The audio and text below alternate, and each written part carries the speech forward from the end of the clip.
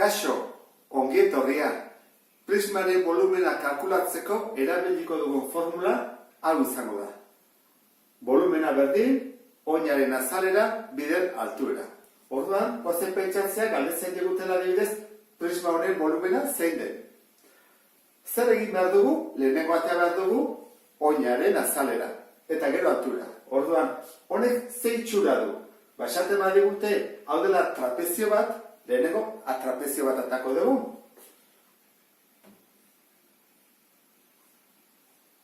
Eta datua jartzerakoan izango da, hau 8, bekoa honen berdina delako 4,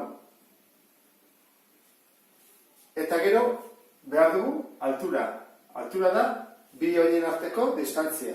Bi oinen arteko distantzia 5 da, ez da 6, 6 da prisma honen altura. Horran, hoi da 5. Datu guztia baitugu, jarreko dugu formula. Azalera berdin, oina handia, gehi oina txikia, bider altura, zati bi. Esan dugu altura hau, ez hau, kontuz gauz hauekin. Horran, hasiko gera. Azalera berdin, oina handia 8 eta txikia 4. Bider altura 5, zati bi. Beraz, 8 gehi 4, 12, 30 zentimetro karratu. Hori da oinaren azalera.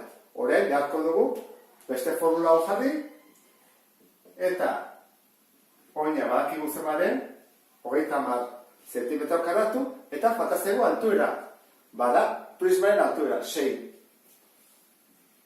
Beraz, 180 zentimetro, hau bai, kubikoa da, Hau zen azalera karratua, hemen kubiko. Hemen sartuko lirateke 180 zentimetro kubiko.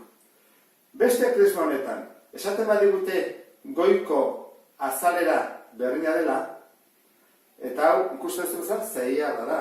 Ez da inklinatua dago. Eta altura 6koa dela, zein da bere volumena? Ba berdina. Zergatik?